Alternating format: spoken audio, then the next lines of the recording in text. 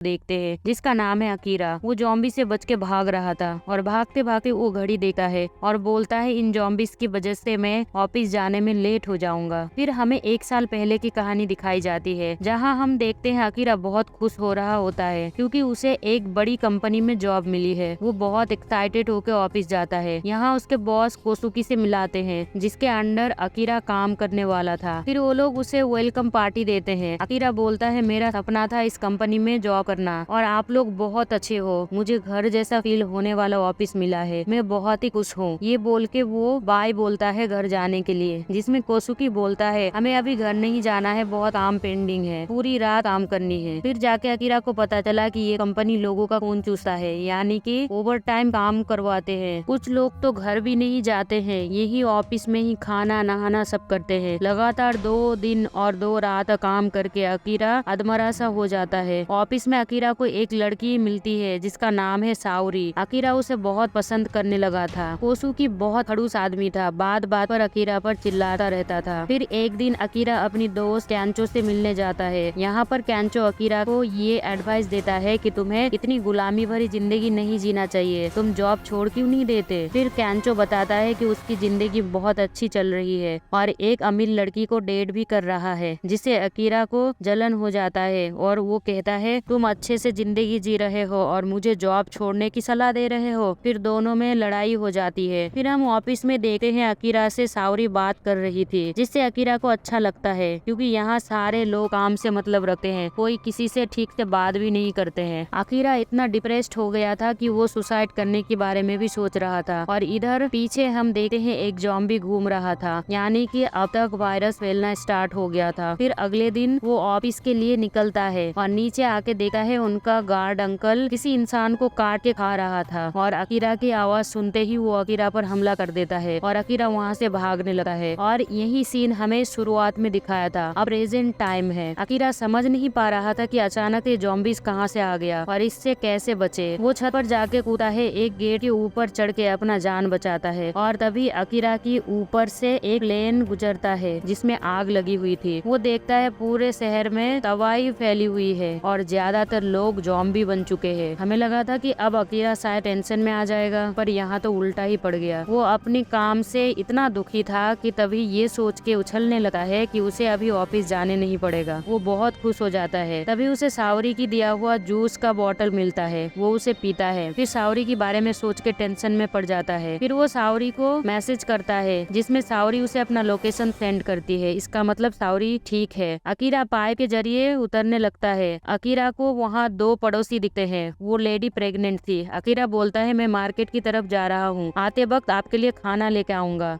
Akira cycle लेके सावरी की location में पहुंच जाता है। गेट खुला हुआ देखे अकीरा अंदर जाता है। यहाँ सावरी डरी हुई थी। अकीरा पूछता है क्या हुआ। फिर वो देखता है उनका बॉस जो कि जॉम्बी बन चुका है। असल में सावरी और उनके बॉस के बीच अफेयर चल रहा था।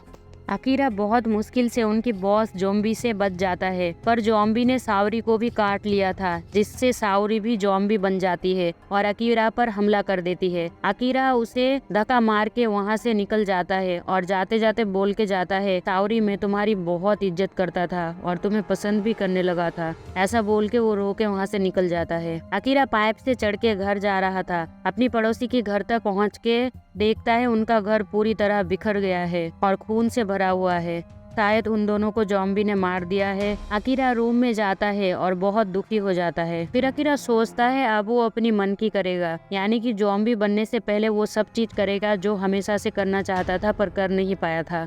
फिर वो कॉपी पेन लेके 100 बकेट लिस्ट बनाता है और उन सबको एक एक करके पूरा करने के बारे में सोचता है। पहले तो वो कुछ ऐसी चीज लिखता है जैसे रूम को साफ करना, बाल को कलर करना, हॉट स्प्रिंग में नहाना, वाइन पीना और भी बहुत कुछ। नेक्स्ट डे वो बहुत ही मुश्किल से अपना रूम साफ करता है और सुपरमार्केट जाके बहुत सारा खाना लेके आता है और फिर बाल कलर करता है जो कि उसे बिल्कुल भी पसंद नहीं आता, इसलिए वो फिर से अपना बाल काला कर लेता है। फिर वो बिल्डिंग में अपना बड़ा सा पोर्ट्रेट बनाता है। फिर अकीरा बहुत सारा पटाखा ले आता है और आते वक्त उसके पीछे ज़ॉम्बी भी पड़ जाता है, पर वो बच के निकल जाता है और उसको रास्ते में एक बाइक भी मिलती है जिसे वो ले लेता है और चलाने लगता है स्टाइल मार के। फिर रात को एक टावर के पास अकीरा सारे पटाखे को आसमान में छोड़ देता है। एक दिन में ही अकीरा की बहुत सारी विश पूरी हो गई थी। फिर नेक्स्ट डे अकीरा कैंपिंग कर रहा था और उसकी सॉस खत्म हो जाती है, जिससे वो कहता है बिना सॉस के खाना खाऊं, इससे अच्छा तो मुझे ज़ॉम्बी खा ले। फिर वो निकल पड़ता है एक स्टोर में सॉस लेने। उस स्टोर में अकीरा को एक लड़की मिलती है जिसका नाम है शिजुका।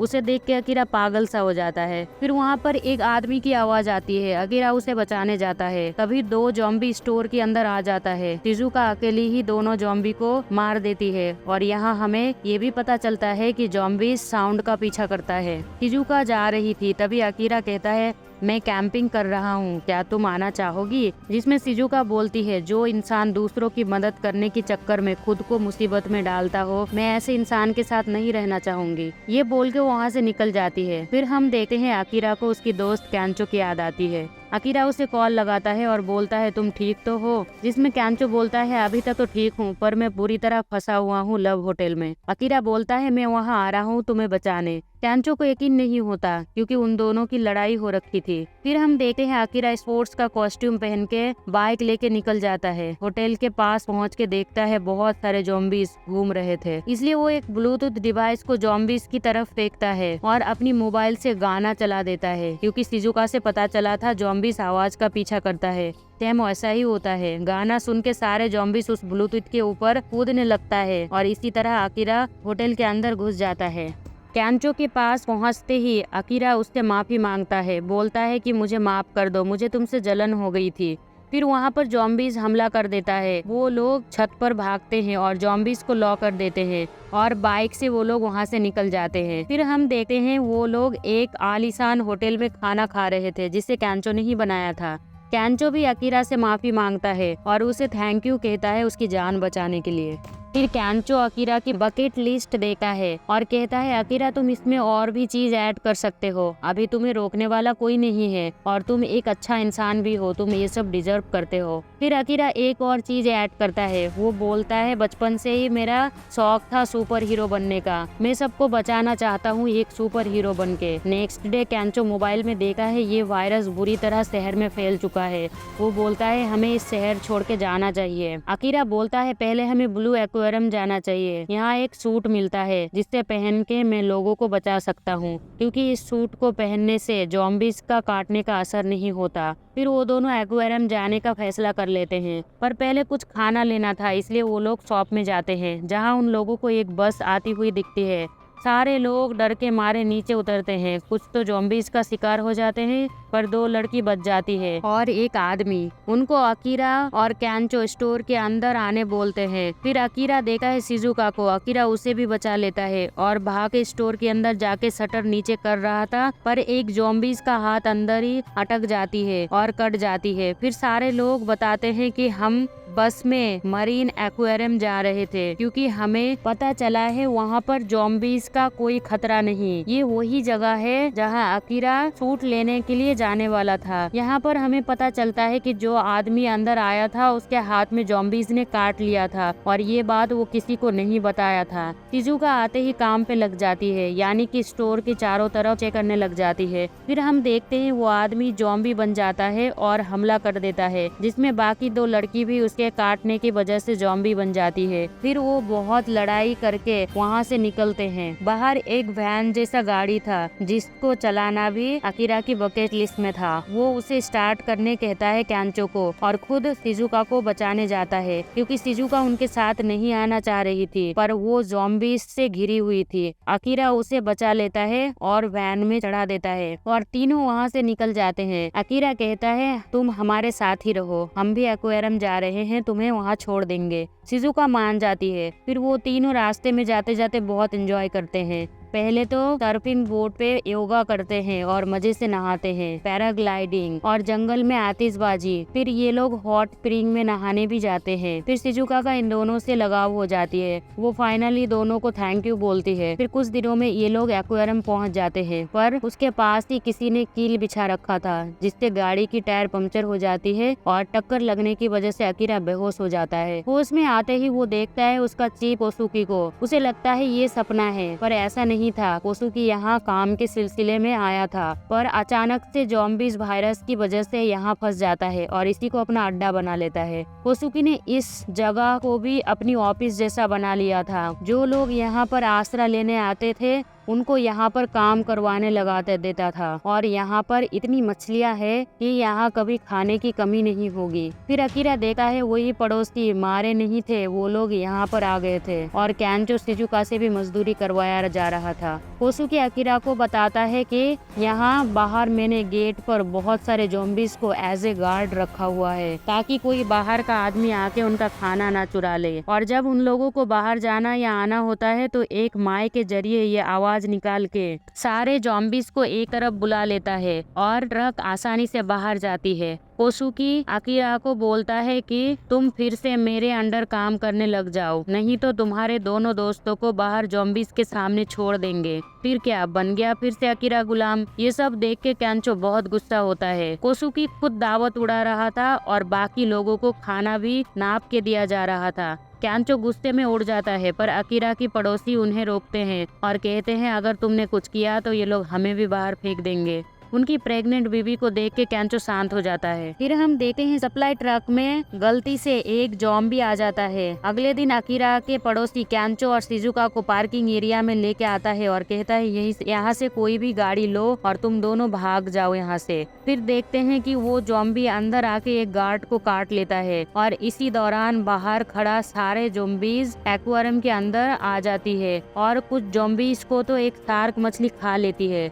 फिर हम देखते हैं कि कैंचो अकीरा के बिना नहीं गया था। कैंचो और शिजुका अकीरा को बहुत समझाते हैं। शिजुका बोलती है तुम्हारी बकेट लिस्ट को विश पूरा करने में अभी बाकी है, इस गुलामी की जिंदगी मत जियो। फिर अकीरा को अकल आ जाती है और वो कोसुकी को कहता है तुम्हारी गुलामी करने से अच्छा मुझे ज़ॉम्बीज़ खा ले। फिर वहाँ पर ज़ॉम्बीज़ पहुँच जाती है। एक तरफ कोसुकी खुद बचने के लिए अपनी ही साथी को आगे कर रहा था, तो दूसरी तरफ अकीरा सब लोगों को बचा रहा था, खुद को खतरे में डाल के। अकीरा अपनी चीफ कोसुकी को भी बचा लेता है और इस बार उनके सामने एक शार्क आ जाती है जो कि ज़ॉम्बीज़ बन चुकी थी। पहले उनको लगा कि ये मछली है, जमीन पर कुछ नहीं कर पाएगी, पर फिर शार्क के अंदर से उन लोगों की पैर निकल आती है जिनको शार्क ने खाया था और वो मछली चलने लगती है। तब लोगों को लेके अकीरा एक रूम में आ जाता है, पर उसका चीफ कोसुकी बाहर छूट गया था, इसलिए वो उसे बचाने जाता है और इस बार वो सूट पहन के जाता है जिसे लेने वो यहाँ आया था। अभी चारों तरफ अफरा तफरी हो जाती है।